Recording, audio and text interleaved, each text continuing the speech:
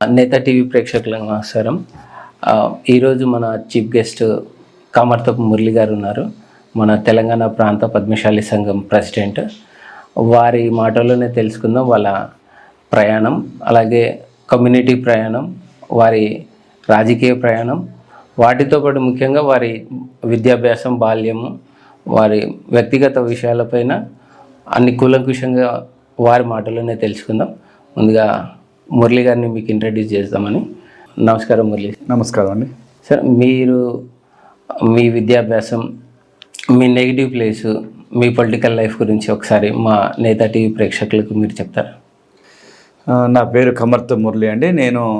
మాది ముదిగొండ అండి, ఖమ్మం జిల్లా ముదిగొండ గ్రామం, ముదిగొండ మండలం. నాది 1 నుంచి 10th వరకు 1 to 10th ముదిగొండలో చదువుకున్నాను. ఇంటర్మీడియట్ వచ్చి సిద్ధారెడ్డి కాలేజీ, అదేవిధంగా డిగ్రీ కూడా సిద్ధారెడ్డి కాలేజీ చదువుకున్నాను. అదేవిధంగా లా గ్రాడ్యుయేట్ ఎల్ఎల్బి కూడా మనేర్ లా కాలేజ్ చేయడం జరిగింది. మాది వ్యవసాయ కుటుంబం. మా నాన్నగారి పేరు కమ్మర్తం నరసింహస్వామి, అమ్మ బతుకమ్మ. మేము 3 బ్రదర్స్, ఒక చెల్లి ఉన్నది. నేను ఇంటర్మీడియట్ చేసుకుంటేనే నేను టెక్స్టైల్ రంగంలోకి రావడం జరిగిందనమాట. ఆ తర్వాత ఏదైతే టెక్స్టైల్ రంగంలో చేసుకుంటూ 2014లో నేను బీఆర్ఎస్ పార్టీలో, అంటే అప్పుడు టీఆర్ఎస్ పార్టీలో అప్పుడు జాయిన్ అవ్వడం జరిగింది. ముఖ్యంగా అప్పుడు తుమ్మల నాగేశ్వరరావు గారు మా ఖమ్మంలో, అంటే చాలా పెద్ద లీడర్. ఆయన గత 40 సంవత్సరాల నుంచి కూడా ఆయన టీడీపీలో ఉన్నారు, అదేవిధంగా టీఆర్ఎస్లో ఉన్నారు, అదేవిధంగా ఈరోజు కాంగ్రెస్లో ఉన్నారు. వారితో పాటుగా నేను టీఆర్ఎస్ పార్టీలోకి జాయిన్ కావడం జరిగింది. మీకు పొలిటికల్ లైఫ్ సెట్ అవుతుంది అంటే మీరు పొలిటికల్లో రావడానికి మీకు ఇన్స్పిరేషన్ ఏంటి? అంటే ఏవైనా కొన్ని సంఘటనలను బట్టి మీకు పొలిటికల్లో ట్రావెల్ చేస్తే బెటర్ అని మీకు ఏమైనా అనిపించింది? అంటే ఏ సందర్భంలో మీకు అలా అనిపించింది? నేను స్టూడెంట్గా ఉన్నప్పుడే, ఇంటర్మీడియట్ చేసినప్పుడు నేను పీడిఎస్లో ఉన్నాను, పీడిఎస్ ఆర్గనైజేషన్లో ఉన్నాను. ఆ తర్వాత నేను ఇంటర్మీడియట్ తర్వాత టెక్స్టైల్ ఫీల్డ్లోకి వచ్చిన తర్వాత ఈ తెలంగాణ అంటే వచ్చే టైంలో, అప్పుడు తెలంగాణ కోసం కూడా అప్పుడు మన పద్మశాలి కమ్యూనిటీ నుంచి కూడా మేము సకల జన సమ్మెలో పాల్గొనడం జరిగింది. అదేవిధంగా నేను టెక్స్టైల్, అంటే మాకు సంబంధించిన ఛాంబర్ ఆఫ్ కామర్స్ ఉంటుంది. ఛాంబర్ ఆఫ్ కామర్స్ అంటే 19 శాఖలు కలిసి ఉంటుంది. అది ఛాంబర్ ఆఫ్ కామర్స్, అన్ని మర్చెంట్స్కి సంబంధించిన అసోసియేషన్ అనమాట. దాంట్లో 19 శాఖలు ఉంటాయి, 1400 మెంబర్స్ ఉంటారు. దాని ద్వారా కూడా మేము సకల జన సభ్యులో పాల్గొనడం జరిగింది తెలంగాణ యాజిటేషన్లో. అంటే తెలంగాణ వాదిగా, తెలంగాణ అంటే మన రావాలి, తెలంగాణ రాకపోవడం వల్ల చాలా నష్టపోయినామని చెప్పి అప్పుడు ఆ రోజుల్లో బాగా 2009 నుంచి పాల్గొనడం జరిగింది. మరి తెలంగాణ వచ్చిన తర్వాత మరి కరెక్ట్ టైము అప్పుడు టీఆర్ఎస్ పార్టీ మరి తెచ్చింది, అప్పుడు కొట్లాడి తెచ్చింది టీఆర్ఎస్ పార్టీ. కాబట్టి టీఆర్ఎస్ పార్టీలో జాయిన్ కావడం జరిగింది. ముఖ్యంగా మరి ఆ తర్వాత అంతకంటే ముందే టెక్స్టైల్కి సంబంధించిన వ్యాట్ గురించి అప్పుడు కిరణ్ కుమార్ రెడ్డి గవర్నమెంట్లో వ్యాట్ ట్యాక్స్ కూడా వేశారు. ఆ వ్యాట్ 4% ట్యాక్స్ వేశారు. అప్పుడు దాని గురించి కూడా పోరాటం జరిగింది. ఆ క్రమంలోనే ఇక ఇట్లా టెక్స్టైల్ ఫీల్డ్లో కాకుండా రాజకీయంగా వెళ్తే మనకి స్కోప్ ఎక్కువ ఉంటుంది. మనం అందులో ఒకటి అక్కడ బీసీ కమ్యూనిటీలో కానీ, పద్మశాలి కమ్యూనిటీలో కానీ పొలిటికల్గా లేరు, చాలా తక్కువ ఉన్నారు పొలిటికల్గా. మరి ఆ టైంలో పొలిటికల్గా ఇదే మంచి టైము తెలంగాణ వచ్చిన తర్వాత అని చెప్పేసి రావడం జరిగింది. ఖమ్మంలో కూడా బీసీ ప్రాతినిధ్యం తక్కువ ఉండే రాజకీయాల్లో. మరి అది కాకుండా మన సామాజిక వర్గం నుంచి చాలా తక్కువ ప్రాతినిధ్యం ఉన్నది పార్టీలో. కాబట్టి నేను వెళ్తే కొద్దిగా మన వాళ్ళకి న్యాయం జరుగుతుంది, బీసీలకి, ఎస్సీ మైనారిటీ వాళ్ళకి కూడా మనం అండగా ఉండొచ్చు అనే ఉద్దేశంతో నేను ఆ రోజు ఆగస్టు 9వ తారీఖున 2014లో టీఆర్ఎస్ పార్టీలో జాయిన్ కావడం జరిగింది. టీఆర్ఎస్ పార్టీలో చేరడానికి అంటే మీకు రాజకీయ గురువు కానీ, రాజకీయ దాని ఏమంటాం సబ్జెక్టు పైన సపోర్టు, అంటే మిమ్మల్ని ఇన్స్పిరేషన్ చేసిన సందర్భం, అంటే నేనున్నాను అని చెప్పి ఒక రాజకీయ గురువుగా ఇప్పుడు ప్రస్తుతం టీఆర్ఎస్లో మీకు ఉన్న సపోర్ట్ ఏంటంటే?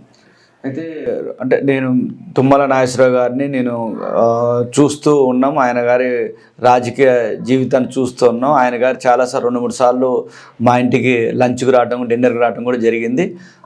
అప్పుడు అనిపించింది, అంటే పొలిటికల్గా ఉంటే ఎలా ఉంటుంది లైఫ్, పొలిటికల్గా అంటే మనం రాకముందు అనిపించేది పొలిటికల్ లైఫ్ చాలా బాగుంటుంది, చాలా రెస్పెక్ట్ ఉంటుంది, సొసైటీలో రికగ్నేషన్ ఉంటుందని చెప్పేసి అనిపించి అట్లా నాకు ఇన్స్పైర్ అయ్యనమాట. అంతకుముందు నాకు చాలామంది ఇప్పుడు టీడీపీలో, యాక్చువల్గా మా అన్నయ్య ఓన్ బ్రదరు టీడీపీలో కూడా 2005లో అక్కడ మా డివిజన్ మా వార్డు అప్పుడు వార్డు మెంబర్గా కాంటెస్ట్ చేశారు, టీడీపీ నుంచి పోటీ చేశారు. అంటే టీడీపీలో ఫుల్ టైం చేయలేదు కానీ టీడీపీకి కొద్దిగా సానుకూలంగా ఉండేది. అప్పుడు ఏదైతే తెలంగాణ వచ్చిన తర్వాత డైరెక్ట్ టీఆర్ఎస్ పార్టీలో ఫస్ట్ చేరడం టీఆర్ఎస్ పార్టీలో చేరడం జరిగింది. పొలిటికల్లో మీరు ఇంత బిజీ ఉన్నారు కదా, అంటే ఇప్పుడు కార్పొరేటర్గా మీరు ఖమ్మం కార్పొరేటర్గా వర్క్ చేస్తున్నారు, అలాగే కొన్ని విభాగాలలో కూడా మీరు మీ పాత్ర ఉంది. ఇంత బిజీ షెడ్యూల్లో మన ఏమంటే మీ కమ్యూనిటీలో సర్వీస్ ఇవ్వాలి, కమ్యూనిటీలో కొంత కొరత ఉంది, కమ్యూనిటీ వైపు కూడా చూడాలన్న ఉద్దేశం మీకు అంటే ఏ సందర్భంలో ఏర్పడింది? మిమ్మల్ని ఈ విధంగా మోటివేట్ చేయడానికి గల కారణాలు ఏంటి? అంటే యాక్చువల్గా నేను 2001 నుంచే నేను 98-99 కొండ లక్ష్మణ్ బాపూజీ గారు మా మామయ్య గారి ఇంటికి వచ్చారు అనమాట. అప్పుడు నైట్ మా ఇంట్లో స్టే చేశారు. అప్పుడు కూరపాటి వెంకటేశ్వర గారు ఖమ్మం, పిల్లనిచ్చిన మామ మేనమామ 2 ఆయన గారింట్లో అప్పుడు వచ్చేది కొండ లక్ష్మణ. లవ్ మ్యారేజ్ అది కాదు, అరేంజ్ మ్యారేజే, మేనమామ కూతురు. అయితే కొండ లక్ష్మణ్ బాపూజీ గారు అప్పుడు వచ్చేది. అప్పుడు మనకి అసలు మన కమ్యూనిటీ గురించి మా మామయ్య యాక్టివ్ ఉండేది, కూరపాటి గారు. ఏది ఇక్కడ తెలంగాణ పద్మశాలి సంఘంలో, అఖిల భారత పద్మశాలి సంఘంలో యాక్టివ్ ఉండేది. దాని ద్వారా నాకు కూడా పరిచయాలు ఏర్పడ్డాయి. నేను కూడా 2009లో ఖమ్మంలో పద్మశాలి పట్టణ పద్మశాలి సంఘం ఏర్పాటు చేశాను. దాంట్లో నేను ప్రెసిడెంట్ చేశాను 2009 నుంచి 2012 దాకా. 2012లో అంటే ఫస్ట్ యూత్ చేసాం, 2009లో యువజన పద్మశాలి సంఘం చేసాం. తర్వాత పట్టణ పద్మశాలి సంఘం 2012 వెళ్ళడం జరిగింది. ఆ తర్వాత నేను బీఆర్ఎస్ పార్టీలోకి వచ్చాను. 2014 వచ్చిన తర్వాత తుమ్మల నాగేశ్వరరావు గారు నాకు బీఆర్ఎస్ పార్టీ ప్రెసిడెంట్కి ఇచ్చారు, ఖమ్మం టౌన్ పార్టీ ప్రెసిడెంట్గా ఇవ్వడం జరిగింది. 2016 నుంచి 2027 దాకా దాదాపుగా 6 సంవత్సరాలు నేను 2015 నుంచి 2021 దాకా దాదాపు 6.5 సంవత్సరాలు టౌన్ పార్టీ ప్రెసిడెంట్ చేశాను. 2016లో కార్పొరేషన్ ఎలక్షన్లు ఎప్పుడు నేను కార్పొరేట్ నిలబడ్డా, గెలిచా. ఫస్ట్ నా డివిజన్ గాంధీ కూడా వేరే చోట పోయి నిలబడ్డా, అక్కడ గెలవడం జరిగింది. తర్వాత మళ్ళీ 2021లో కూడా నిలబడి 2 సార్లు కార్పొరేటర్ అయినా, 6.5 సంవత్సరాలు టౌన్ పార్టీ ప్రెసిడెంట్. అయితే ఈ టౌన్ పార్టీ అదే నగర పట్టణ పద్మశాలి సంఘం నుంచి వచ్చిన తర్వాత జిల్లా పద్మశాలి సంఘంలో రావడం జరిగింది. అప్పుడు జిల్లా పద్మశాలి సంఘంలోకి వచ్చినప్పుడు ఇక్కడ నాకు తెలంగాణ పద్మశాలి సంఘం నుంచి వాళ్ళతోటి కొద్ది పరిచయాలు ఇప్పుడు కందగడ్డ స్వామి గారు, గడ్డం జగన్నాథం గారు కానీ, ఘోష్ గారు కానీ, బాబురావు గారు కానీ, వీళ్ళందరితో పరిచయం ఏర్పడటం ద్వారా నాకు తరచూ మీటింగులు ఉంటే నెలకు 2 నెలలకు ఒకసారి ఇక్కడ రావడం జరిగింది. జరిగిన తర్వాత ఈ టైంలో ఇక్కడ పరిచయాలు ఏర్పడిన తర్వాత మొన్న లాస్ట్ 2022లో మరి ప్రభాకర్ అన్న, మన మచ్చా ప్రభాకర్ అన్న, నేను కొద్దిగా మధ్యలో డిస్టర్బెన్స్ ఉన్నది. తెలంగాణ పద్మశాలి సంఘం అంటే 33 జిల్లాలు ఇద్దరం కలిసి తిరగడం జరిగితే ఏ జిల్లా పోయినా కానీ చాలా మనకి ఘన స్వాగతం పలికారు. వాళ్ళందరూ కూడా మమ్మల్ని స్వాగతించారు.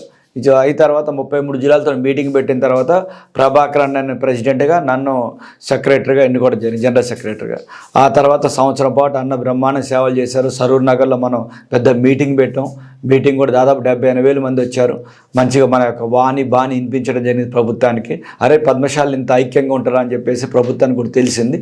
దాంతోపాటుగా ప్రభాకర్ అనుకోకుండా అన్ఎక్స్పెక్టెడ్గా హార్ట్ స్ట్రోక్తో చనిపోవటం, మళ్ళీ 33 జిల్లాలందరూ కూర్చొని అఖిల భారత పద్మశాలి సంఘం స్వామి గారు అయితే, జగన్నాథం గారు అయితే కూర్చొని మరి జనరల్ సెక్రటరీ యాక్టివ్ ఉంది కాబట్టి ప్రెసిడెంట్ చేద్దామని చెప్పి చేయడం జరిగింది. మన ఫిబ్రవరి 11వ తారీఖున 2024 చేయడం జరిగింది. ఇప్పుడు ఈ ఫిబ్రవరి వస్తే 1 year అవుతుంది. ఈ 1 year కాలంలో ప్రభుత్వం కూడా మరి అనుకోకుండా మళ్ళీ తుమ్మల నాగేశ్వరరావు గారు మా దగ్గర పోటీ చేయటం, నేను కూడా బీఆర్ఎస్ నుంచి తుమ్మల నాగేశ్వరరావు గారి కోసమే నేను కాంగ్రెస్లోకి రావటం. వచ్చిన తర్వాత ఆయన గారు మంత్రి కావటం, ఆ మంత్రి కూడా వ్యవసాయ శాఖ మంత్రితో పాటుగా చేనేత జౌలి శాఖ మంత్రి కూడా కావటం, అదంతా మనకు కలిసి వచ్చింది. ఆ తర్వాత ఈ సంవత్సర కాలంలో ఎవరు చేయలేనన్ని పనులు మంత్రి గారి ద్వారా రేవంత్ రెడ్డి గారి ప్రభుత్వం చేసింది. మన ప్రభాకర్ గారితో మీరు ట్రావెల్ చేసిన సందర్భంలో శంకరావు అనే పెద్ద బిగ్ ప్రాజెక్ట్ తీసుకున్నారు. అంటే మేమెంతో మనకంతా అన్న ఉద్దేశంలో ఒక స్లోగన్ తోటి ముందుకు వచ్చారు కదా. సో ఆ థాట్ అంటే మీకు ఆ కార్యక్రమం ఏర్పాటు చేస్తే గవర్నమెంట్లో ఒక ప్రభంజనం ఏర్పాటు చేయాలన్న ఆలోచన మీకు ఏ విధంగా మొలకెత్తింది అంటారు? యాక్చువల్గా మా ఎజెండే మెయిన్ మనకి కమ్యూనిటీకి ఎజెండా ఒకటి పెట్టుకున్నాం. ఏంటంటే రాజకీయంగా ఎదిగితే తప్ప మిగతా రంగాల్లో ఎక్కడన్నా ఆర్థికంగా ఎదిగినా కానీ విద్యాపరంగా ఎదిగినా రాజకీయంగా ఎదిగినప్పుడే మన పద్మశాలి జాతికి న్యాయం జరిగిద్ది అనేది ఒక ఎజెండా. ముఖ్యంగా ఇలా తెలంగాణలో మరి కానీ భారతదేశంలో కానీ ఇవాళ ఎడ్యుకేషన్ పరంగా బ్రహ్మాండంగా ఉన్నాం. ఐఏఎస్లు కానీ ఐపీఎస్లు కానీ డాక్టర్లు కానీ ఇంజనీర్లు కానీ ఎన్ఆర్ఐలు కానీ బ్రహ్మాండంగా ఉన్నారు. డబ్బు పరంగా ఆర్థికంగా కూడా బ్రహ్మాండంగా ఉన్నారు. కానీ ఇలా రాజకీయంగా వచ్చేటోళ్ళకల్లా శూన్యం ఉన్నది. అంటే ఎవరు కూడా పాలిటిక్స్లోకి రావడానికి ఇష్టపట్టలే. దీనికి కారణం ఏంటంటే వాళ్ళకి రాజకీయాలు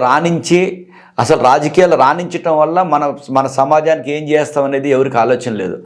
ఎప్పటికీ ఒకళ్ళ దగ్గర పాలించబట్టంలోనే ఉన్నా కానీ మనకు మేమెంతో మాకంత అనే నినాదంతో వాటా అంటే ఇవాళ తెలంగాణలో దాదాపుగా 30 లక్షల మంది పాపులేషన్ మన తెలంగాణలో పద్మశాలి సంఘం ఉన్నాం.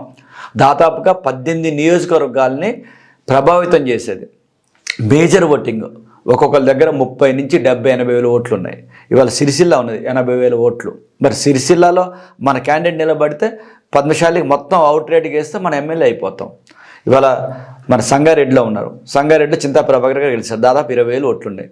పెద్దపల్లిలో 30,000 ఓట్లున్నాయి. జగిత్యాలలో 20,000 ఓట్లున్నాయి. ఖమ్మంలో దాదాపు 18,000 ఓట్లున్నాయి. కొత్తగూడెంలో 30,000 ఓట్లున్నాయి. మరి ఇవన్నీ చూసి వరంగల్లో దాదాపు 30,000-40,000 ఓట్లున్నాయి. కరీంనగర్లో ఉన్నాయి, ఆదిలాబాద్లో ఉన్నాయి. అంటే దాదాపుగా ఇలా మహబూబ్నగర్లో ఉన్నాయి, నల్గొండ భువనగిరి నియోజకవర్గం కానీ నల్గొండలో కానీ బ్రహ్మాండంగా ఉన్నాయి. అంటే తెలంగాణలో 18 నియోజకవర్గాల్ని ప్రభావితం చేసేంత ఓటింగ్ ఉన్న శాతం మనం ఉన్నాం. కానీ ఇవాళ రాజకీయాల్లో చూసుకుంటే సర్పంచులు చూసుకున్నా, జెడ్పీటీలు తీసుకున్నా, ఎంపీటీసీలు తీసుకున్నా, మరి ఏ కౌన్సిలర్ తీసుకున్నా, కార్పొరేట్లు తీసుకున్నా, ఎక్కడ చూసినా కానీ మనోళ్ళు ముందుకు రావట్లే. మన దగ్గర మనం ఎక్కడ అత్యధికంగా ఉన్న సంఖ్యాబలంగా ఓటర్లు ఉన్నా సరే కానీ నిలబడటానికి మనోళ్ళు ముందుకు రాకుంటే వేరే వాళ్ళు బీసీలకు అవకాశం వచ్చినా సరే మన బీసీ సోదరులు వేరే వాళ్ళు నిలబడుతున్నారు. అంటే మన ఓట్లతోటి వేరే వాళ్ళు గెలుస్తున్నారు. ఓట్లు మనవి, సీట్లు వాళ్ళవి. దీని గురించే మనం మరి ప్రభాకర్ అన్న కానీ మేము కానీ కూర్చొని మాట్లాడి ఆ రోజు ఎలక్షన్ల ముందు శంకారావం పెట్టి దాదాపు 70-80 వేల మందితోటి ఇలా బ్రహ్మాండమైన సరూర్ నగర్ సభ పెట్టడం ద్వారా ప్రభుత్వానికి తెలిసింది. ఇవాళ ఈ పార్టీ ఆ పార్టీ అనేది ఏ పార్టీలైనా మన వాళ్ళు ఎమ్మెల్యేలకు రావాలి. ఇవాళ రేపు రాబోయే రోజుల్లో 123, 119 నుంచి 153 అవుతున్నాయి. మరి 50%, 33% రిజర్వేషన్ వచ్చింది లేడీస్కి. ఈ 33% రిజర్వేషన్ ద్వారా 51 సీట్లు రేపు లేడీస్కి వస్తున్నాయి. దాంట్లో మన వాటా ఉండాలి.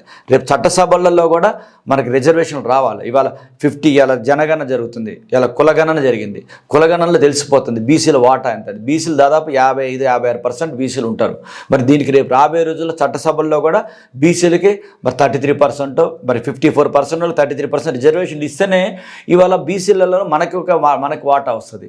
ఇలా మరి చట్టసభల్లో మనకి ఇవ్వకపోతే మాత్రం మన ముందు ఎవరో డబ్బులు ఉన్న వాళ్ళు జనరల్ టికెట్లలో మనం నిలబడే పరిస్థితులు లేవు. కాబట్టి ఆ రోజు మనం తీసుకున్న నిర్ణయం ద్వారా మరి ఆ సభ బ్రహ్మాండం సక్సెస్ అయింది. ఆ సక్సెస్లో మరి దాని ద్వారా అసలు ఇవాళ పద్మశాలిలో ఐక్యత వచ్చిందని చెప్పేసి ఇవాళ తెలంగాణ రాష్ట్రం అంతా తెలిసిందే. మన ముఖ్య ఉద్దేశం ఒకటే, ఏదైనా మనం చట్టసభల్లో రాజకీయం ద్వారా ఎదగాలనేదే మన ప్రయత్నం. దాని మీదే ముఖ్యమైన ఎజెండా మంది. సో మీరు ఇంత అందరిలో ఐక్యత తీసుకురావాలని చేనేత ఉత్సాహపరుస్తున్నారు. ఇంత చైతన్యం వచ్చినా కూడా మన పద్మశాలి కమ్యూనిటీలో లీడర్స్ లేరనే ఒక వినికిడి ఉంది. రెండోది ఏంటంటే ఇప్పుడు మన పద్మశాలి వాళ్ళందరూ మనకు ఓటు వేయాలని అంటే ఆ విధంగా మోటివేట్ చేసే క్యాండిడేట్ ఒక నాయకుడు లేకపోవడం అనేది ఒక మైనస్ అనుకున్నా కూడా నమ్మశక్యం అంటే అంత ట్రస్టబుల్ క్యాండిడేట్స్ కూడా లేకపోవడం అనేది ఒక మైనస్ అనేది పబ్లిక్లో వచ్చిన ఒక మాట అంటారు. దీనిపైన మీరేమంటారు? అంటే యాక్చువల్గా ఏంటంటే రాజకీయాల్లోకి ఎవరు కూడా ఇష్టమే రావాలి, మనం ఎంత నెట్టినా రారు. ఇప్పుడు మనం ఏదో ఓవర్ నైట్లో పోయి మాకు 10 ఎమ్మెల్యేలు 20 ఎమ్మెల్యేలు నిలబెడతామంటే అట్లాగా కింది గ్రౌండ్ లెవెల్ నుంచి రావాలి. ఒక సర్పంచ్గా, ఒక కార్పొరేటర్గా, కౌన్సిలర్గా రావాలి. అంటే అసలు ముందు జీలు ఉండాలి. రాజకీయాల్లోకి మేము రావాలి, రాజకీయం చెయ్యాలి, మన కమ్యూనిటీకి కానీ ఆ సొసైటీకి కానీ ఉపయోగపడతా అనేది రావాలి. ఆ రోజే మనం ఏమైనా సాధించగలుగుతాం. ఇంకోటి ఇవాళ మనకు రాజకీయ అవకాశాలు ఇప్పుడు బీసీలకి రిజర్వేషన్స్ ఆటోమేటిక్గా వస్తాయి. ఇందాక చెప్పినట్టు మన సంఖ్యాబలం ఉన్న చోట మనలో నిలబెడతానన్నా కానీ ముందుకు రావట్లేదు. ఎగ్జాంపుల్ ఇప్పుడు మన సంగారెడ్డి ఉంది, లేకపోతే హైదరాబాద్ ఉంది, రేపు ఖమ్మం కార్పొరేషన్ ఉంది, నల్గొండ కార్పొరేషన్ ఉంది. ఈ కార్పొరేషన్లలో మన వాళ్ళకి టికెట్లు ఇస్తడానికి రెడీగా ఉన్నారు.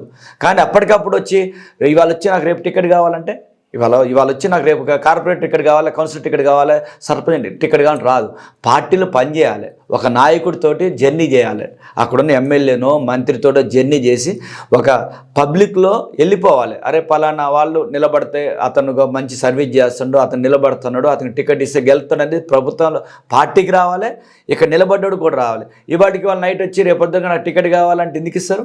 టికెట్ ఇవ్వాలంటే ఇప్పుడు మీ వయసు చూస్తే మీరు మీ రాజకీయ భవిష్యత్తు, మీ రాజకీయ వయసును చూసుకుంటే మీరు మీ వయసు కన్నా ఎక్కువ ఘన విజయాలు మన పద్మశాలి కమ్యూనిటీలో కానివ్వండి, మీ ఖమ్మం కార్పొరేషన్లో కానీ ఎన్నో చేశారు. ఇప్పుడు ముఖ్యంగా మన చేనేత కార్మికులు చాలా సాటిస్ఫైడ్, హ్యాపీగా ఉన్న సందర్భాలు ఏంటంటే మీరు మన తెలంగాణ ప్రాంత పద్మశాలికి అధ్యక్షులు అయిన తర్వాత గవర్నమెంట్ నుంచి ఎంతో పోరాడి కొన్ని ఎవరు ఊహించని థ్రిఫ్ట్ ఫండ్ కానీ కొంచెం డబ్బు పరంగా కానివ్వండి, మన వాళ్ళకి వచ్చే స్కీమ్స్ పైన కూడా మీరు చాలా చాకచక్యంగా పోరాడి వాళ్ళందరినీ అంటే వీళ్ళు చాలా తృప్తిగా ఉన్నారు చేనేత కార్మికులు.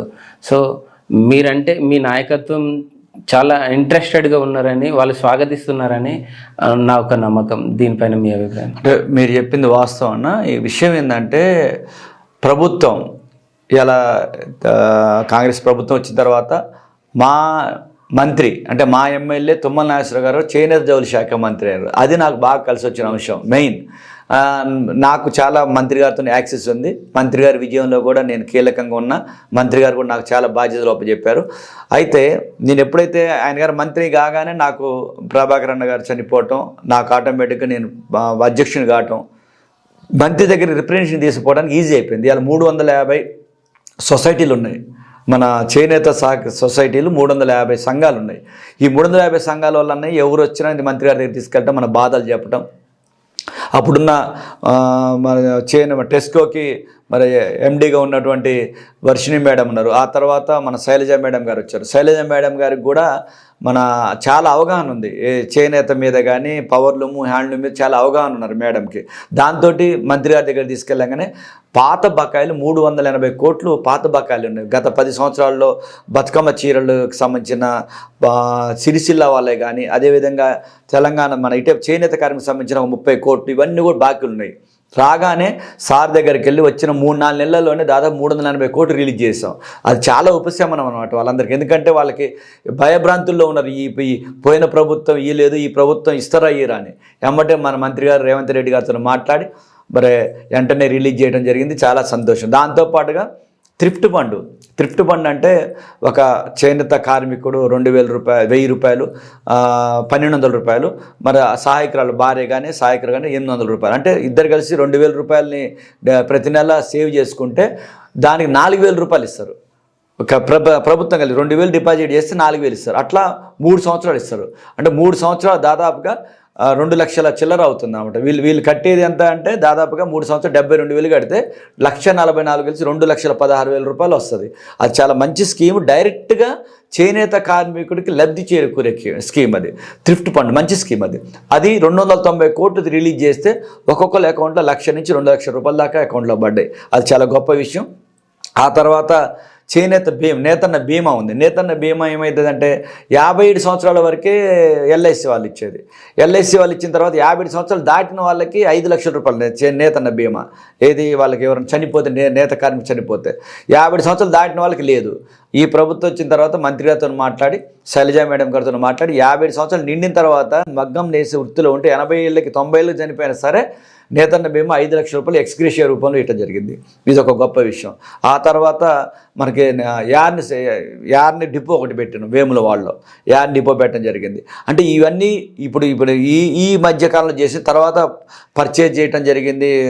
స్టాక్ పర్చేజ్ చేయడం జరిగింది. ఇవన్నీ కూడా ఇప్పుడు ఈ థ్రిఫ్ట్ ఫండ్ కంటిన్యూ కావాలి. ఇంకా రేపు యార్ని సబ్సిడీ కావాలి. పావుల వడ్డీలు ఉన్నాయి. పవర్కు సంబంధించింది మన సిరిసిల్లలో పవర్. ఆ పవర్కి ఒక్కొక్కరికి బిల్లులు ఏంటంటే వాళ్ళకి 5 HP నుంచి 10 HP 20 HP ఉంటే 4 మీటర్లు పెట్టేది. అంటే ఒకే ప్రిన్సిపల్స్లో 1 మీటరే ఉండాలి. 4 మీటర్లు ఉంటే 20 HP అయితే 70 లక్షలు 80 లక్షల రూపాయలు, 1 కోటి రూపాయలు కూడా వాళ్ళకి ఫైన్ వేయడం జరిగింది. దానికి స్పెషల్ జీవో తెచ్చి అది కూడా అవుతుంది. అంటే వాళ్ళ తర్వాత అది కాకుండా రుణమాఫీ రుణమాఫీ అనేది ముఖ్యమంత్రి గారు ఐహెచ్డి కాలేజ్ ఓపెనింగ్ రేవంత్ రెడ్డి గారు వస్తే నాకు మాట్లాడే అవకాశం వచ్చింది. మా మంత్రి గారు అవకాశం ఇచ్చారు. మన వాళ్ళందరినీ తీసుకెళ్ళాం. దాదాపు 10,000 మంది మన చేనేత కార్మికులు వచ్చారు. అదే రోజు నేతన్న రుణమాఫీ గురించి అడిగాం ముఖ్యమంత్రి గారిని. సార్ మీరు రైతు రుణమాఫీ 20-30 కోట్లు చేసిన మొత్తం 30-40 కోట్లు కూడిందంటే ఎమ్మటి అదే రోజు సారు సభా వేదికగానే చెప్పారు ముఖ్యమంత్రి గారు, ఇప్పుడు 70 కోట్లు రుణమాఫీ ఉంది, అది కూడా రుణమాఫీ అవుతుంది. అంటే ఇవన్నీ కూడా ముఖ్యమంత్రి గారు రేవంత్ రెడ్డి గారి ప్రభుత్వంలో తుమ్మల నాగేశ్వరరావు గారు చేనేత మంత్రి ఉండటం, నేను దగ్గరగా ఉండటం, ఇవన్నీ సాధించడం జరిగింది. ఇది నిజంగా ఈ 1 ఇయర్లో చాలా ఉంది. ఇంకా చాలా చేయాలి. ఇంకా చాలా చేసి ఉన్నాయి. మనం రైతన్నకి నేతన్నకి, దేశానికి వెన్నెముక రైతన్న నేతన్న. రైతన్నకి ఎంత చేసినా తక్కువే, నేతన్నకి ఎంత చేసినా తక్కువ. ఇవాళ మనకున్న పాపులేషన్లో లక్ష మంది ఇలా పవర్లూమ్లో హ్యాండ్లూమ్లో ఉన్నారు. అంటే ఇండైరెక్ట్గా 4 లక్షల కుటుంబాలు ఇవాళ నేత వృత్తులు ఆధారపడ్డాయి. వాళ్ళ పరిస్థితులు రేపు మంత్రి గారు చెప్పాం, గురుకుల పాఠశాల నేతన్న గురుకుల పాఠశాల పెట్టాలని, అదేవిధంగా వడ్డీ లేని రుణాలు ఇవ్వాలని, క్లస్టర్లు ఏర్పాటు చేయాలని, ఇవన్నీ ప్రపోజల్ అండి. రేపు మన బిజినెస్ పెంచుకోవడానికి మొబైల్ బస్సులు పెట్టాలని, మొబైల్ బస్సులలో స్టాక్ అమ్ముకుని పెట్టాలని, ఇవన్నీ కూడా మంత్రి గారు దృష్టిలో పెట్టాం. రాబోయే రోజులు ఇంకా చేస్తారు. తుమ్మల నాగేశ్వరరావు గారు కానీ రేవంత్ రెడ్డి గారి ప్రభుత్వం ఇంకా చేస్తారు. మనం ఏది తీసుకెళ్ళినా పాజిటివ్ స్పందిస్తారు. అన్న ముందుగా కంగ్రాచులేషన్ చెప్దాం అనుకుంటున్నానా. అంటే న్యూ ఇయర్ సంక్రాంతి సందర్భంగా మాకు వచ్చిన ఒక ఇన్ఫర్మేషన్, మీరు ఎమ్మెల్సీగా ప్రమోట్ అవ్వబోతున్నారని తెలిసిందనా అన్న. ఎందుకంటే ఈ చేనేత పైన మీరు ఈ విధంగా చేస్తున్న డెడికేషన్ని చూసి ప్రభుత్వం నుంచి మిమ్మల్ని ఎమ్మెల్సీగా నామినేట్ చేద్దాము అన్న ఒక మాట అయితే వచ్చింది. అది వినికిడి ఎంతవరకు మీరు యాక్చువల్గా అంటే మా మంత్రి గారు తుమ్మల నాగేశ్వరరావు గారు మేము అడిగింది, నాకు స్టేట్ కార్పొరేషన్ అవకాశం ఉందన్న మా మంత్రి గారిని అడిగాము. ముఖ్యమంత్రి గారి దృష్టి కూడా తీసుకెళ్ళాం. రాబోయే రోజులలో మనకి స్టేట్ కార్పొరేషన్, మనకి 4 కార్పొరేషన్లు ఉన్నాయి చేనేతలో. ఒక పద్మశాలి కార్పొరేషన్ ఉంది, పవర్లూమ్ ఉంది, హ్యాండ్లూమ్ ఉంది, టెస్కో ఉంది. ఈ 4 కార్పొరేషన్లో మన వాళ్ళకి ఇస్తారు పద్మశాలికి. ఆ 4 నాకు వచ్చే అవకాశం 100% ఉందన్న. లేదన్న మనకి, అంటే ఇప్పుడు ఎమ్మెల్సీ కాదు, ఓన్లీ నేను కార్పొరేషన్ అడిగాను. కార్పొరేషన్కి అవకాశం ఉంది ఖచ్చితంగా. మన కార్పొరేషన్ వస్తే మనకు కూడా ఇంకా చేనేత కుటుంబాలకు కానీ పద్మశాలి కుటుంబాలకి ఒక వారధిలాగా ఉంటాయి. ప్రభుత్వానికి మన కమ్యూనిటీకి ఒక వారధిలాగా పనిచేసే అవకాశం దొరుకుతుంది. ఒక లోటు అయితే కనబడుతుందన్న. ఇప్పుడు మీరు శంకరావానికి ఎంత కష్టపడ్డారో చూసాము, ప్రభాకర్ సారు మీరు. అట్ ద సేమ్ టైం కోరుట్లలో కూడా చలో కోరుట్లో ఒక కార్యక్రమం జరిగింది. మీ సేవల్ని గుర్తించి గవర్నమెంట్ కూడా మీకు ఒక సమన్వయ న్యాయం, ఒక స్థానం కల్పిస్తుంది. ఈ సందర్భంలో రెండోగా సంఘం అనే ఒక మాట వచ్చినప్పుడు మీరు వాళ్ళని ఏ విధంగా కన్విన్స్ చేసి ఒక సంఘంగా, అంటే విడిపోతే పడిపోతామన్న నానుడి మీకు తెలియదేం కాదు, కలిసి ఉంటే కలపడానికి ఏదైనా ప్రయత్నం మీ వంతుగా, మీ బాధ్యతగా? అంటే ఇప్పుడు విడిపోయి సాధించేది ఏం లేదు. ఎవరున్నా కానీ కమ్యూనిటీకి చేయాలి. ప్లస్ అంటే నేనున్న సంఘం అనేది కానీ, తెలంగాణ పద్మశాలి సంఘం అనేది దాదాపుగా అఖిల భారత పద్మశాలి సంఘం అనేది 103 సంవత్సరాల క్రితం ఏర్పడ్డదండి. ఇది 1821లో భారతదేశంలోనే ఏ సంఘాలు, ఏ కమ్యూనిటీ కుల సంఘాలలో ఫస్ట్ కుల సంఘం అంటే పద్మశాలి సంఘం 1821లో ఏర్పడ్డ సంఘం. దానికి సంబంధించిన చరిత్ర ఉంది మన దగ్గర. తర్వాత 67 సంవత్సరాల క్రితం కొండా లక్ష్మణ్ బాపూజీ గారి ఆధ్వర్యంలో తెలంగాణ పద్మశాలి సంఘం ఏర్పడ్డది. ఈ అఖిల భారత పద్మశాలి సంఘం కింద 16 రాష్ట్ర సంఘాలు ఉన్నాయన్న. దాంట్లో మనం ఒకటి. ఈ తెలంగాణ పద్మశాలి సంఘం ఏర్పడిన తర్వాత దాదాపుగా 67 సంవత్సరాల్లో కొండా లక్ష్మణ్ బాపూజీ గారు నారాయణగూడ, రాజ్మహల్లో నారాయణగూడలో ఏర్పడ్డ సంఘమే ఈ సంఘం. ఆ సంఘం నుంచే నేను ఇప్పుడు గతంలో నాకంటే ముందు చిలువేది ప్రహ్లాద్ గారు చేశారు, ఘోష్ గారు చేశారు, బాబురావు గారు చేశారు, తర్వాత ప్రభాకర్ అని చేశారు, ఇప్పుడు నేను చేస్తున్నా. అయితే మొన్న రీసెంట్గా 1 ఇయర్ బ్యాక్ వాళ్ళు ఒక సంఘం ఏర్పాటు చేసి పెట్టుకోవచ్చు అన్న. సంఘం పెట్టుకోవడం తప్పలేదు, కానీ ఈ సంఘంకి ఒక క్రెడిబిలిటీ ఉంది, ఒక బాధ్యత ఉంది. ఎందుకంటే ఇలా ఒక భవనం ఉంది, నారాయణగూడలో భవనం ఉంది 3000 గజాల్లో. అప్పుడు కొండ లక్ష్మణ్ బాబుజీ గారు కట్టించిన భవనం ఉంది. ప్లస్ 2.5 ఎకరాలు కూడా పోయిన ప్రభుత్వం ఇచ్చారు. కోకాపేట 250 కోట్ల విలువ చేసేది భూమి ఇచ్చారు. దాని ట్రస్ట్ కూడా మన వాళ్ళే ఉన్నారు, చింతా ప్రభాకర్ గారు. ఫండ్ కూడా 5 కోట్లు అడిగారు. ఇప్పుడు మళ్ళీ ప్రభుత్వం నుంచి మాట్లాడి చేస్తాం. తర్వాత ఈ భవనానికి ఇప్పుడు 2 ఆల్రెడీ హాస్టల్ ఉన్నాయి, స్టూడెంట్స్ చదువుకుంటే పిల్లలు చదువు. ఇంకోటి 3 హాస్టల్ మొన్నే పెట్టి 4 కోట్లు పెట్టాడు. ఈ కాకుండా మన దీనికి సంబంధించి దాదాపుగా సత్రాలు ఉన్నాయి. భద్రాచలం కానీ, యాదగిరిగుట్ట కానీ, శ్రీశైలం కానీ, తిరుపతి కానీ, హవబెల్లం కానీ, తర్వాత బాసర కానీ, అయోధ్య కానీ, ఇవన్నీ సత్రాలు ఉన్నాయి. అన్నీ కూడా సత్రాలు బ్రహ్మాండ నడుస్తున్నాయి. చిలువేరి కాశీనాథ్ గారి ఆధ్వర్యంలో బ్రహ్మాండ నడుస్తున్నాయి. అంటే ఇవి ఇప్పుడు వేరే ఆ సంఘంలోకి పోయి సపోర్ట్ చేసింది కూడా ఇక్కడ సంఘంలోంచి అయిన గోస్గారి గారి టైంలో నేను ఉపాధ్యక్షుడు చేశాను, బాబురావు గారి టైంలో నేను ఉపాధ్యక్షుడు చేశాను. అంటే ఇప్పుడు ఇక్కడి నుంచి పోయినారు వాళ్ళు, ఏదో వీళ్ళకి వ్యతిరేకంగా పెట్టాలని ఆలోచన చెప్తే వాళ్ళు ఇప్పుడు చేసేది ఏం లేదు. రాబోయే ఇప్పుడు ప్రభుత్వం మన కొండ లక్ష్మణ్ బాబూజీ జయంతి వేడుకలు ఏర్పడింది, దానికి నేనే చైర్మన్ని, ఉత్సవ కమిటీ చైర్మన్ నేనే. మనకే వాళ్ళు ఇచ్చిన అమౌంట్తో మనం బ్రహ్మాండం చేసాం. అంటే గత ఇన్ని సంవత్సరాలు గుర్తించిందే, ఏ మంత్రి వచ్చినా, ముఖ్యమంత్రి వచ్చినా, గత ముఖ్యమంత్రి వచ్చినా మన ఇక్కడ నారాయణ కూడా రావాల్సిందే. తుమ్మల నాగేశ్వర గారు వచ్చినా ఇక్కడికే వస్తారు, కేసీఆర్ గారు వచ్చారు, కేటీఆర్ గారు వచ్చారు, మంత్రి తుమ్మల నాగేశ్వర గారు వచ్చారు. రేపు ఏ మంత్రి వచ్చారు, రేపు రేవంత్ రెడ్డి గారు కూడా రేపు మార్చి 9వ తారీఖున మనం ఇది పెడతాను, అఖిల భారత పద్మశాలి సంఘానికి సంబంధించి 17వ మహాసభ అండి. మళ్ళీ ప్లస్ తెలంగాణ ప్రాంత పద్మశాలి సంఘం సంబంధించి 8వ మహాసభ పెడతాం. దానికి కూడా రేపు ముఖ్యమంత్రి గారిని ఇన్వైట్ చేస్తాం. అంటే ఎవరు వచ్చినా సరే ఇక్కడ సంఘానికి రావాల్సిందే. ఇది ఒక గుర్తింపు ఉన్న సంఘం. సరే వాళ్ళు పెట్టుకున్నా మనం తప్పు పట్టట్లేదు, వాళ్ళని కలమని అడిగాం. వాళ్ళకి ఇప్పుడు ఇవాళ ఎలక్షన్లు అంటే ఎట్లా ఉంటాయండి, జనరల్గా ముఖ్యమంత్రిని డైరెక్ట్గా ఎన్నుకోరుగా. వాళ్ళు డైరెక్ట్గా ఎలక్షన్లు పెట్టుకొని మేము 10,000 పెట్టి, 20,000 పెట్టి, 30,000 పెట్టి చేసాం. మేము డబ్బులు 100 రూపాయలు, 1000 రూపాయలు పెట్టి దానికి వ్యతిరేకం. నేను వాళ్ళు ఇప్పుడు ఉన్న రామసీన్ గారు మాట్లాడారు, ఖమ్మంలో నేనే మీటింగ్ పెట్టించి 4 లక్షలు ఖర్చు పెట్టి 33 జిల్లాలను పిలిపించి రామసీన్ అన్న ఆధ్వర్యంలో నేనే ఉన్న. ఆల్రెడీ మనం రాయటం కూడా మినిట్స్లో కూడా రాసాం. 100 రూపాయలు సభ్యత్వం పెట్టాలి, జిల్లాకి 250 మెంబర్షిప్ ఇవ్వాలి, ఎలక్షన్లు పెట్టాలని అందరూ తీర్మానం చేసిన తర్వాత ఆయన సొంత నిర్ణయం తీసుకొని లక్షలు కోట్ల వసూలు చేసి వాళ్ళ జిల్లాలో పంచుకొని డైరెక్ట్ ఎలక్షన్. ఎక్కడ కూడా ముఖ్యమంత్రి డైరెక్ట్ ఎలక్షన్ ఉండదు. ఈ జిల్లాలలో అధ్యక్షులు, కార్యదర్శులు ఉండాలి, ఎన్నుకుంటారు. డైరెక్ట్ ఎలక్షన్ అసలు బైలా లేనిది. ఒక జిల్లా అధ్యక్షుడిగా అయిన వాడే రాష్ట్ర అధ్యక్షుడు కావాలి. మన బైలా కానీ వాళ్ళ బైలా కానీ అంతే ఉంటుంది.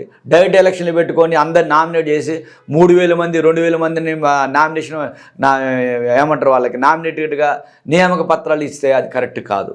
ఇవాళ వ్యవస్థ నడవాలి. ఇవాళ నేనుంటా, ఇవాళ రేపు మీరు రావచ్చు, ఎల్లుండి ఇంకో రావచ్చు. ఇలా అది శాశ్వతం, మనం కాదు. ఇవాళ గోస్గారి గారు చేశారు, బాబురావు గారు చేశారు, ప్రభాకరన్ చేసిన, మత్స్య ప్రభాకరన్. ఇవాళ నేను చేసిన తర్వాత ఇంకొకరు వస్తారు. ఇది అట్లుండాలి. కానీ వ్యక్తి నా ఇంటి పేరు పెట్టుకొని నేనే అధ్యక్షుడిని పెట్టుకొని ఇది చేయటం అనేది కరెక్ట్ కాదు. ఇది సంఘానికి మంచిది కాదు. ఓకే, వాళ్ళు వచ్చి కలిసి చేస్తామంటే వెల్ అండ్ గుడ్, ఇబ్బంది లేదు. వచ్చి నారాయణ కూడా కేంద్రంగా పనిచేస్తే దానికి గుర్తింపు ఉంటుంది అనేది నా ఇది. కాకపోతే వాళ్ళు చేస్తారన్నా కానీ ఎవరు చేసినా పద్మశాలికి సేవ చేయటం అయితే చేస్తే మంచిదే. వాళ్ళు కూడా ఇవాళ మేము ఉన్నాం, చేనేత కార్మికులు చనిపోతే పోయి ఇంటికి పోయి డబ్బులు ఇచ్చేసి వస్తున్నాం, ప్రభుత్వం నుంచి డబ్బులు ఇప్పిస్తున్నాం, ప్రభుత్వం నుంచి పోరాడుతున్నాం.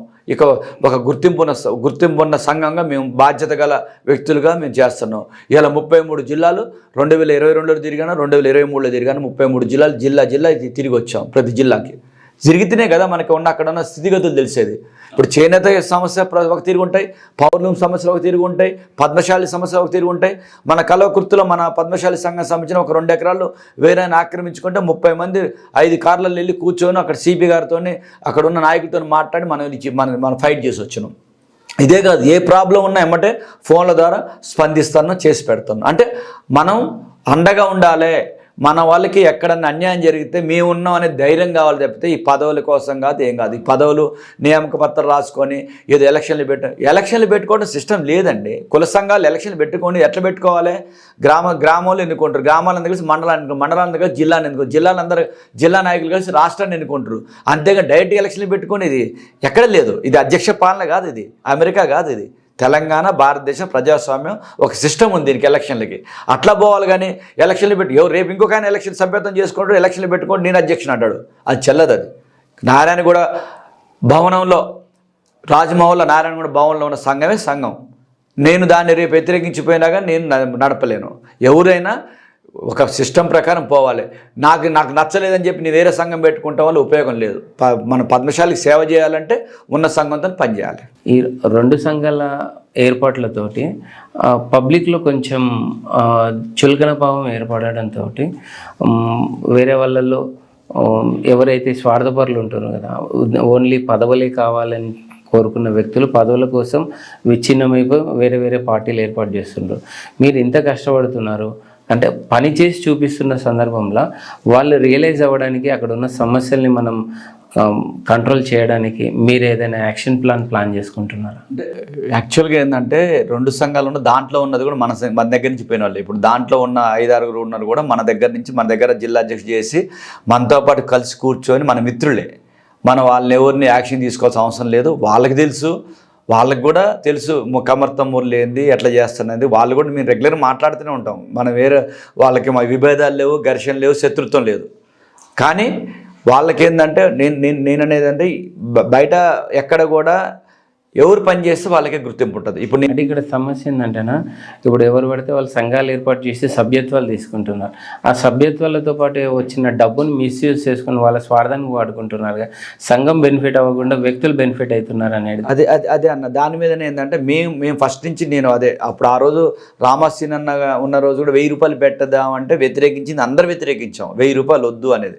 దాంట్లో 3-4 ఆయనకి మోవటానికి ఆయన మాట ఒప్పుకున్నారు, కానీ వాళ్ళకు కూడా ఇష్టం లేదు. 1000 రూపాయలు వసూలు చేయటం ఏందన్నా, దేనికి వసూలు చేయాలన్నా? అది ఆయన పర్సనల్ అన్న.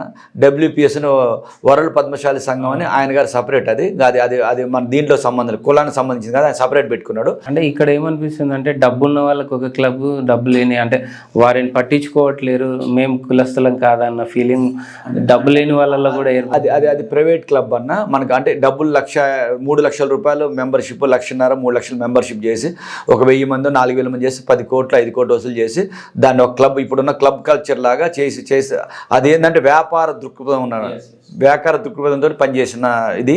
పేద ప్రజలకు పనిచేసేది కాదు అది. క్లబ్బులు పేద బిజినెస్ మైండెడ్ వాళ్ళకి ఏంటంటే వాళ్ళ జనాల డబ్బులతోటి ఒక క్లబ్ పెట్టి నేను చైర్మన్ కావాలనే సిస్టంతో చేసి బయట చాలా జరుగుతుంది. దాన్ని ఏంటంటే మనకున్న గుడ్ విల్ని క్యాష్ చేసుకొని ఒక 10 కోట్లు 20 కోట్లు వసూలు చేసి దానికి రాజు కావాలి అనేది అది WPS లాంటి. ఇది ఒక్కటే కాదు, బయట చేసే వాళ్ళు కూడా చేస్తారు. అది మన కులానికి సంబంధం లేదు, కులానికి ఉపయోగం కూడా లేదు. దానివల్ల లావిష్గా లగ్జరీగా ఎంజాయ్ చేసేవాడికి కానీ మనలాంటి మిడిల్ క్లాసులు కానీ పూర్ పీపుల్కి అవి ఉపయోగపడేదిగా వాళ్ళ లోపలికి కూడా రానిరు. అది ఆ క్లబ్బు అది ఆయన సొంతం. పాప ఆయన అనుకోకుండా చనిపోయారు, అనుకోవడానికి దాని మీద చేయొద్దు. అయితే కానీ ఆ అమౌంట్ రావట్లేదు అని చెప్పి ఒక మాట ఉందని అది డిస్కషన్లో ఉంది. అది మీరు అన్నట్టుగా అన్న నా దృష్టి కూడా వచ్చింది. ఆ డబ్బులు ఎక్కడ ఉన్నాయి ఏంది అనేది వాళ్ళ నెక్స్ట్ మరి వాళ్ళ వారసులు ఉంటారు కదా, వాళ్ళ అన్నదమ్ముల మధ్య కూడా కొంత ఇబ్బందులు ఉన్నాయని సంగతి వాళ్ళకి అప్పటి నుంచే ఉన్నది. సీనన్న ఉండుంటే రామసీనన్న ఉన్నట్టయితే అది క్లియర్ అయ్యేది. ఆయన గారు పోవటంతో అది ఇంకొద్దిగా డిస్టర్బెన్స్ అయింది. సరే అది పర్సనల్ కుటుంబ మ్యాటర్ కాబట్టి వాళ్ళు చూసుకుంటారు. ఇది మీరు అన్నట్టుగా 2 సంఘాలు అనేది నా దృష్టిలో ఎన్ని సంఘాలు ఉన్నా పర్లేదన్న. ఎన్ని సంఘాలు ఉన్నా కానీ వాళ్ళు కులానికి ఉపయోగపడి చాలు, స్వార్థం కాకుండా. ఇవాళ నామినేట్ చేసి డబ్బులు తీసుకోవటం, నా మెంబర్షిప్ డబ్బులు తీసుకోవటం, వచ్చిన డబ్బుల్ని ఎలక్షన్లకి ఇప్పుడు ఇలా అసలు ప్రజల దగ్గర డబ్బులు వసూలు చేసిన తప్పు. ఆ డబ్బుల్ని తీసుకెళ్ళి మన ఎలక్షన్లకి 40 లక్షలు 30 లక్షలు ఖర్చు పెట్టి రైట్ మనకేడదన్నా? ఎవరు సొమ్ము అన్నది? మనట ఖర్చు పెడతామన్నా? ప్రజల దగ్గర వసూలు చేయడం తప్పు. అయితే ఆ డబ్బులు తీసుకెళ్ళి నువ్వు నీ ఎలక్షన్ల కోసం నువ్వేట ఖర్చు పెడతావన్నా? మళ్ళీ ఆ ఎలక్షన్ వచ్చిన డబ్బులు సగం జిల్లాలకి సగం మండలాలకి పంచుకోవటం ఇదేందన్న? ఎవడు డబ్బు ఎవడు పంచుకుంటాడు? నేను దానికి విరుద్ధం అన్నా. మన సేవ చేయాలంటే మన జేబులోంచి డబ్బులు పెట్టాలి, లేదా బయట ఉన్న వాళ్ళ దగ్గర ఫండ్ కలెక్ట్ చేయాలి. ఫండ్ కలెక్ట్ చేసి ఆ డబ్బులు డిపాజిట్ చేసో లేకపోతే పేదలకు ఇవ్వాలి. మేము మొన్న కందగడ్డ స్వామి గారు కానీ జగన్నాథం గారు కానీ నేను కానీ పోయినాం.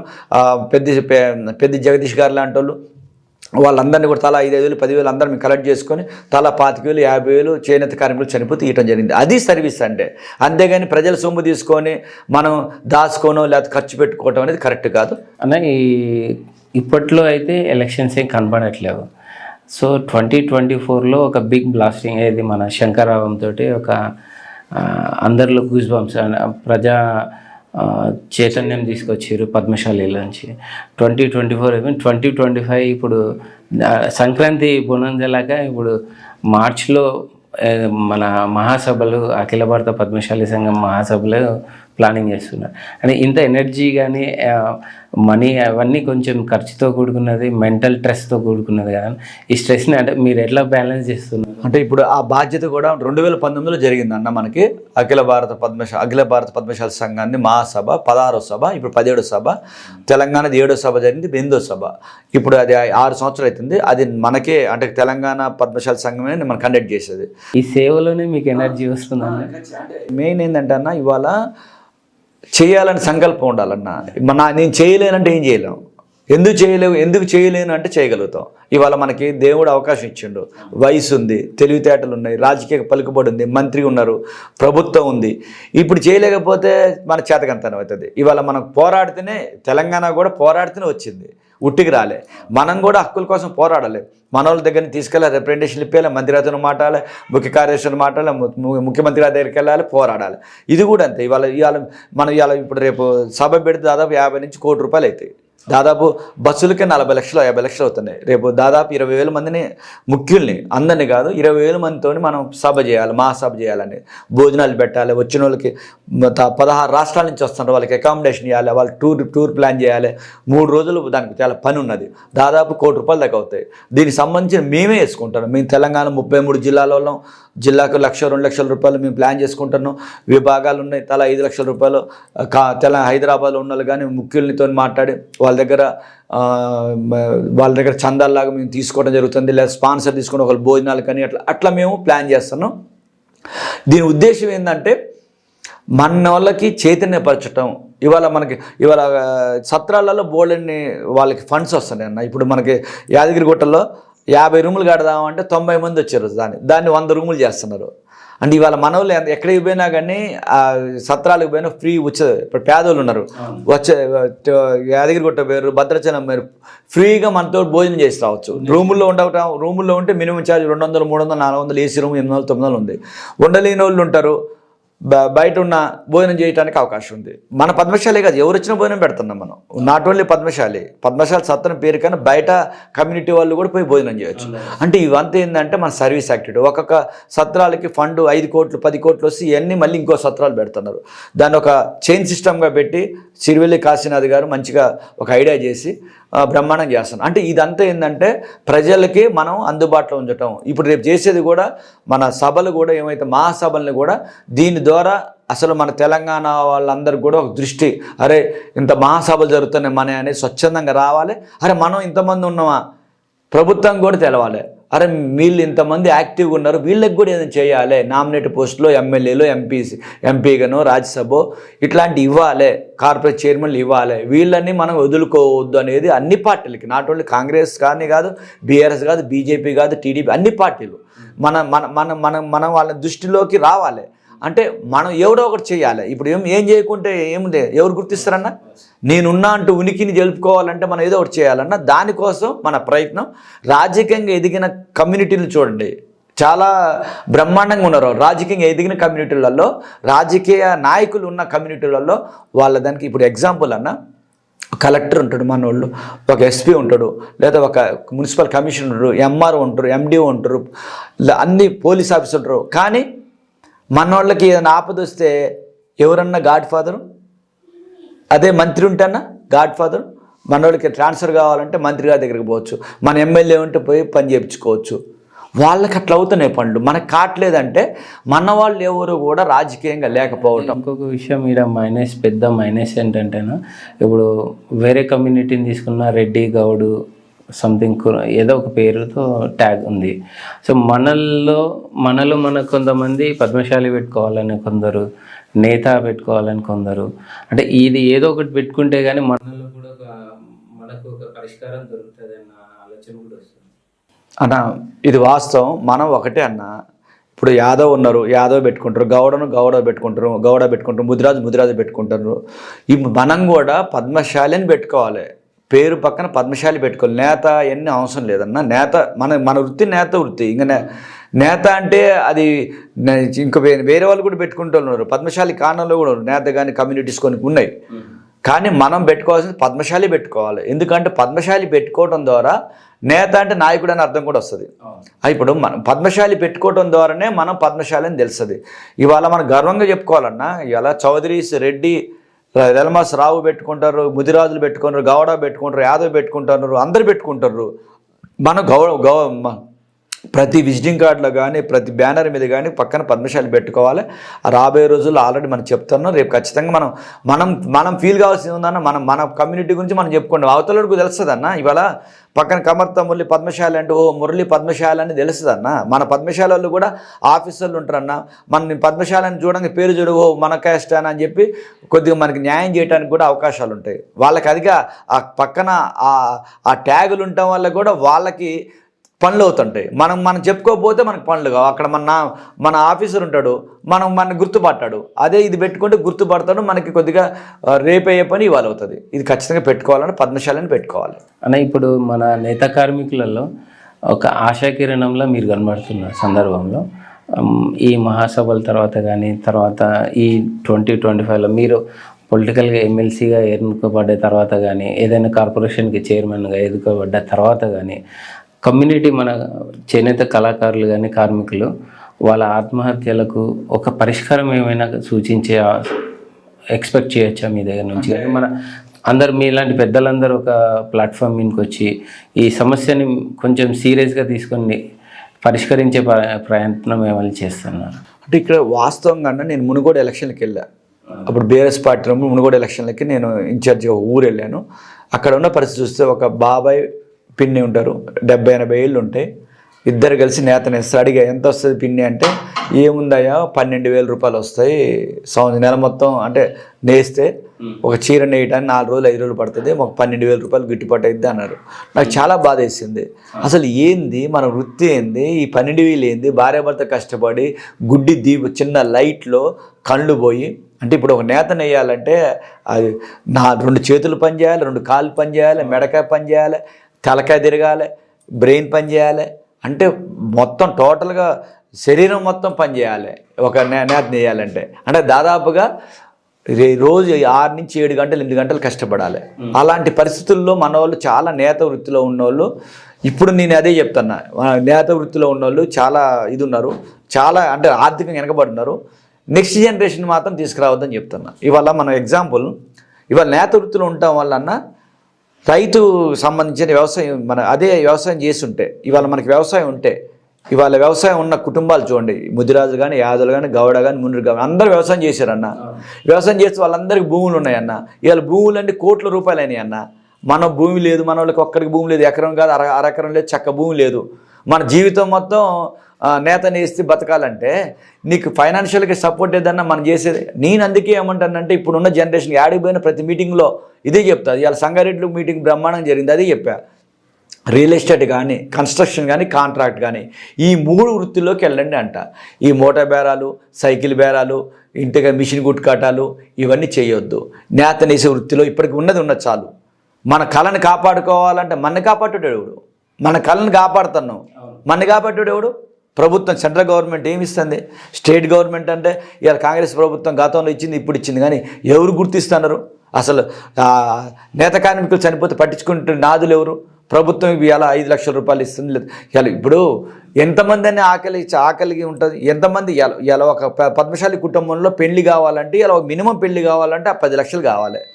కట్నం ఇవ్వకపోయినా ఖర్చులకి అయినా కావాలి. వీళ్ళు 10 లక్షలు ఎప్పటికి సంపాదించాలి?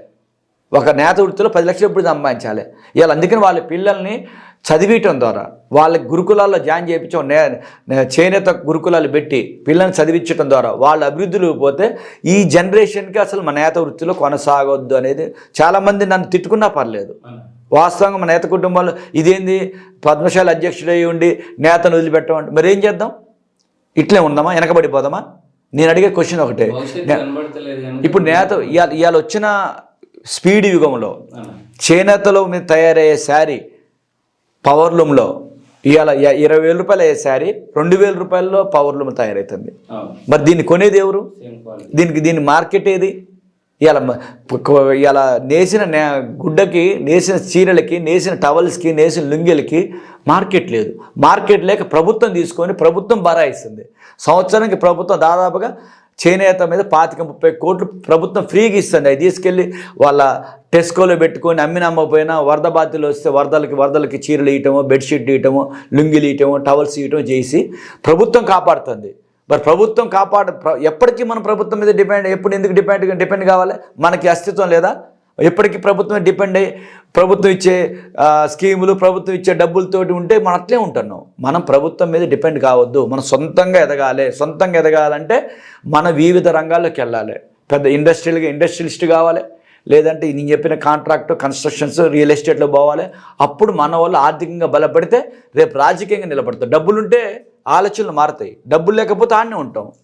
ఇలా నీకు టికెట్ ఇస్తానంటారు. ఒక ఊరుంది తెలంగాణ, మా ఖమ్మం జిల్లాలో సాలబంజర్ అని. అక్కడ ఓట్లు మొత్తం మన 95% మందే. ఒక మిగతా వాళ్ళు 5 ఇండ్లే ఉంటాయి. సర్పంచ్ నిలబడి బీసీకి వస్తే అవతల వేరే కులం బీసీ కులం అని నిలబడితే మనం ఓట్లు వేసినాం. మనోడు సర్పంచ్ కూడా నిలబడలే. ఏం చేయాలి అంటే మనం ఎటుపోతున్నాం? అసలు ముందు నిలబడాలని సోయి లేదు మన దగ్గర.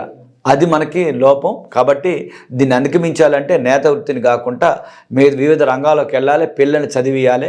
ఆర్థికంగా బలపడాలంటే పిల్లల్ని చదివియాలంటే మనం వేరే వృత్తులు పోవాలి. ఇప్పుడు ఉన్నది చాలు. మనం ఈ కళను కాపాడుదాం, అదన్నీ చేద్దాం, ఇవన్నీ చేద్దాం అంటే రేపు రాబోయే రోజుల్లో అసలు మన అస్తిత్వమే కోల్పోయే పరిస్థితిలో ఉన్నాం. ఇప్పుడు ప్రభుత్వం రీసెంట్గా ఒక ప్రతిష్టాత్మకంగా IIHT ఇన్స్టిట్యూట్ ఆఫ్ హ్యాండ్లూమ్ టెక్స్టైల్ని సంబంధించింది మన గ్రౌండ్లో రిలీజ్ చేశారు కదన్న నంబలి. ఇప్పుడు యువతకు మీరు ఇచ్చే సందేశం దాంతో అంటే మనం టెక్స్టైల్ మన కుల వృత్తిని కంటిన్యూ చేస్తే బెటర్ అంటున్నారా? మీరు అన్నట్టుగా వివిధ రంగాల్లో మనం స్ప్రెడ్ అయిపోతే మన భవిష్యత్తుని మనం నిర్ణయించుకునే సామర్థ్యం మనం ఎన్నుకుంటాం అనుకుంటాం. IIHT అంటే Indian institute of handloom technology వచ్చేసి అది మన కుల వృత్తి కాకుండా వాళ్ళ ఫ్యాబ్రిక్ తయారు చేయటం, అసలు మన ఫ్యాబ్రిక్లో కలర్స్ కానీ డిజైన్స్ కానీ, ఇది ఒక రకంగా చెప్పాలంటే మన ఖరగ్పూర్ IIT ఎట్లనో ఇంజనీరింగ్లో IIT ఎట్లనో స్పెషలైజేషన్ అనమాట. దీన్ని చేయటం ద్వారా వివిధ ప్రైవేట్ రంగాల్లో ఇప్పుడు ఇలా మనం ఇప్పటిదాకా మాట్లాడిన చేనేత వృత్తి గురించి పవర్లూమ్ బ్రహ్మాండంగా ఉంది. ఇవాళ మీరు ఈ పవర్లూమ్స్ ఇయే భివండి కానీ సూరత్ కానీ అటు పోతే కొన్ని 100 కోట్ల లక్షల కోట్ల, అటు కలకట్టా పోతే నాకన్నీ తెలుసు బిజినెస్. ఇటు కోయంబత్తూరు కానీ బెంగళూరు కానీ. తెలంగాణలో చేనేత వృత్తి బాగలేదంటే చేనేత వృత్తి మీద ప్రోత్సాహకాలు కానీ చేనేత వృత్తి వస్తే దీంట్లో డబ్బులు రావట్లే నేత కార్మికుడికి కానీ ఉన్న చేనేత వృత్తిలో ఉన్న వాళ్ళకి. కానీ పవర్లూమ్లో బ్రహ్మాండంగా ఉన్నాయి. మరి ఈ IIHT కాలేజీ రేపు వాళ్ళందరూ కూడా జాబ్ ఆఫర్స్ వస్తాయి. వీళ్ళు 10th మీద ఇస్తున్నారు కాబట్టి 10th ఆపిన పిల్లలకి ఇది మంచి వరం. దీన్ని తీసుకెళ్ళి అక్కడ వీళ్ళు రేపు మంచి కంపెనీలో జాబ్ వస్తుంది. లేదంటే సొంతంగా కూడా మనం వాళ్ళు తయారు చేసుకోవడానికి స్కిల్ ఉంటే సొంతంగా కూడా రేపు బిజినెస్ పెట్టుకోవచ్చు. ఇవాళ టెక్స్టైల్ ఫీల్డ్ అనేది ప్రపంచంలో పెద్ద ఇండస్ట్రీ. ఇవాళ మనకి తెలంగాణకి ఇప్పుడు ఎగ్జాంపుల్ తిరుపూర్ ఉంది, బనీన్ తయారీ 3000 కంపెనీలు ఉన్నాయి.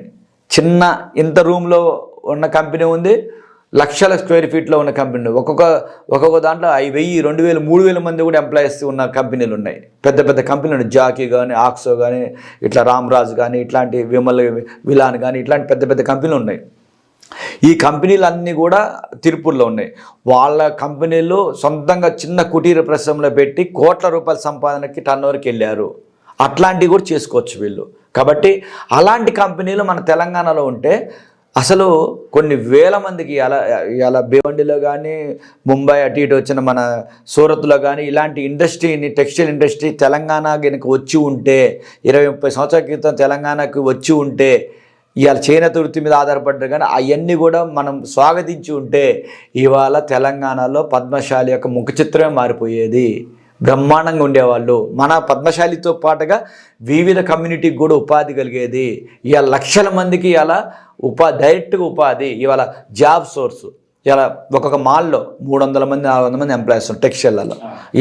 ఇవాళ ప్రైవేట్ రంగంలో టెక్స్టైల్ మీద దాదాపుగా నాకు తెలిసి ఒక 15 నుంచి 20 లక్షల మంది ఎంప్లాయీస్మే ఉన్నారు తెలంగాణలో. 15 నుంచి 20 లక్షల మంది ఉపాధి షాపులలో.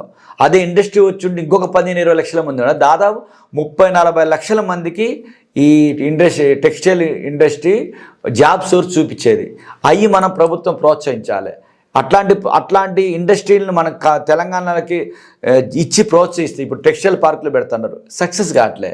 ఎందుకంటే ఇక్కడికంటే అక్కడ ఎంప్లాయీస్ ఎక్కువ ఉన్నారు. ఇక్కడ నుంచి తెలంగాణలో వివిధ జిల్లాల నుంచి వలస పోయిన వాళ్ళు దాదాపు 20 లక్షల మంది ఉన్నారు. పద్మశాలీలు, ఓన్లీ పద్మశాలీలు ఒక సూరత్లోనే 4 లక్షల 5 లక్షల మంది ఉన్నారు. అంటే ఇక్కడి నుంచి అప్పుడున్న పరిస్థితుల్లో భూమి లేదు, చేనేత బాగలేదు, వలసపోయారు. అదే మనకి భూమి ఉన్నట్టయితే ఇవాళ 1 ఎకరం 2 ఎకరాల భూమి ఉంటే కూరగాయలు వేసుకుంటే సంవత్సరానికి 5-6 లక్షలు సంపాదించుకోవచ్చు, పిల్లల్ని చదివించుకోవచ్చు ఒక కూరగాయలు వేసుకుంటే. మరి ఇవాళ మనకు భూమి లేక పిల్లల్ని ఏం చేయాలో తెలియక చదువు చెప్పించేది లేక సూరత్ పోయారు. ఆ సూరత్లో మన వాళ్ళ భాష వేష చూసి ఆ తెలుగు మర్చిపోయి మన వాళ్ళు అసలు తెలుగు వాళ్ళ అన్నట్టు అనే పరిస్థితులు ఉన్నారు. అంటే ఇవాళ మన వాళ్ళు వలసపోయిన వాళ్ళు దాదాపు 15-20 లక్షల మంది ఉన్నారు. వాళ్ళందరూ ఇక్కడ ఉంటే ఇవాళ ఇండస్ట్రీలు వస్తే మరి వాళ్ళందరూ ఎన్నికి వస్తారు. అది ప్రభుత్వం చేయాలి. అప్పుడు మనతో పాటుగా వేరే కమ్యూనిటీకి కూడా ఉద్యోగాలు దొరుకుతాయి, ఆర్థికంగా కూడా ప్రభుత్వానికి కూడా ఇన్కమ్ వస్తుంది. ఇవాళ జిఎస్టీ మీద ఎంత వస్తుంది, ఇవాళ టెక్స్టైల్ మీద జిఎస్టీ వస్తుంది, గోల్డ్ మీద జిఎస్టీ వస్తుంది. రేపు ఈ ఇండస్ట్రీ ఎంత వస్తే బయట రాష్ట్రాలకు పోతే మన జిఎస్టీ మనకు వస్తుంది 50%. కాబట్టి ఇవన్నీ చేయటం ద్వారా మనకి రేపు రాబోయే రోజులలో ఈ కులవృత్తి కాకుండా మిగతా రంగాల్లో మన వాళ్ళు వెళ్ళాలనేది నా యొక్క ఉద్దేశం. ఇది మన కమర్తపు మురళి గారి మనసులోని మాట. మన తెలంగాణ అధ్యక్షుడి అభిప్రాయం తీసుకున్నాం.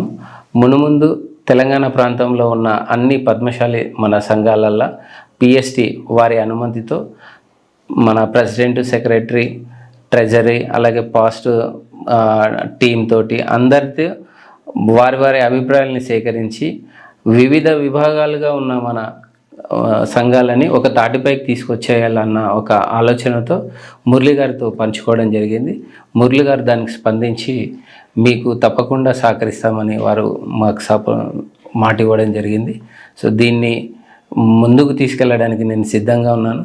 దయచేసి మన ప్రతి ఒక్క పద్మశాలి మన సభ్యులు, కుటుంబ సభ్యులు ఇది మన ఛానల్ అన్న ఉద్దేశంతో భావించి సబ్స్క్రైబ్ చేసుకోండి. అలాగే ప్రతి జిల్లాకు మా టీం వచ్చినప్పుడు మీరు సహకరించండి.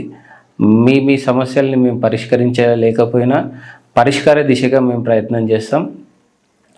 ముందు మన సంఘానికి చేదోడు వాదోడుగా ఉండడానికి మేము సిద్ధంగా ఉన్నాం.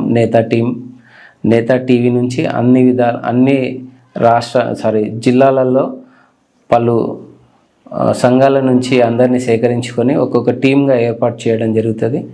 దానికి పూర్తి ప్రణాళిక మురళి గారితో పంచుకోవడం జరిగింది. పెద్దలు గౌరవనీయులు శ్రీ కందగట్ల స్వామి గారితో మాట్లాడడం జరిగింది. వారు పూర్తిగా మాకు సహకరించడం, వారు అన్ని విధాలుగా సహకరిస్తామని మాట ఇవ్వడం జరిగింది.